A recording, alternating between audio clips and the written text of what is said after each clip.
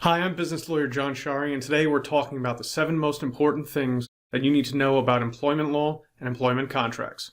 Let's go. Number 1.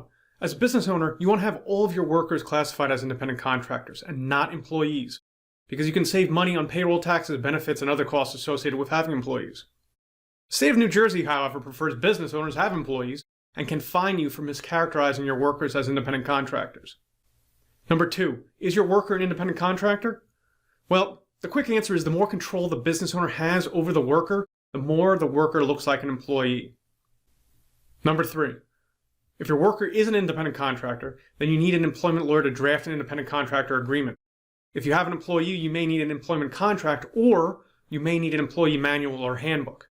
An employment agreement or employment contract is usually used for specialized employees or higher ranking employees, whereas a handbook is generally used for a governing relationship for all general employees when you have multiple employees.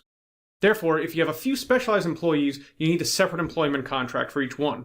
If you have multiple general employees doing lower tier work, then you should have an employee handbook. Number 4, at-will employment. Traditionally, all employees are at-will employees, meaning that an employee can be fired or quit at any time. An employment agreement changes the at-will relationship so that the employment agreement terms will govern the relationship going forward with that worker. Number 5. For employment contracts, if your employment lawyer properly drafts this document, it will contain the specific terms of employment such as employee duties, responsibilities and rights, income tax issues, stock options, benefits, intellectual property considerations, possibly immigration issues, compensation, termination, and possibly restrictive covenants such as confidentiality, non-solicitation, non-compete, and others. Number 6, employee handbooks. This is essentially a manual of policies that apply to all employees of a company. And this is good for companies with many non-specialized employees. And this will include most elements of the employee contract in addition to other policies such as anti-discrimination, FMLA or family medical leave, sexual harassment, and others. Number 7, there are also miscellaneous employment contracts.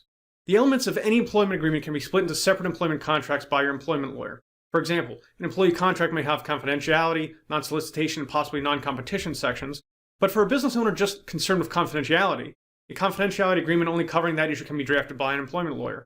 And similarly, the following types of agreements can also be drafted: a separate non-solicitation agreement, a non-competition agreement, a non-disclosure agreement, or even a non-disparagement agreement.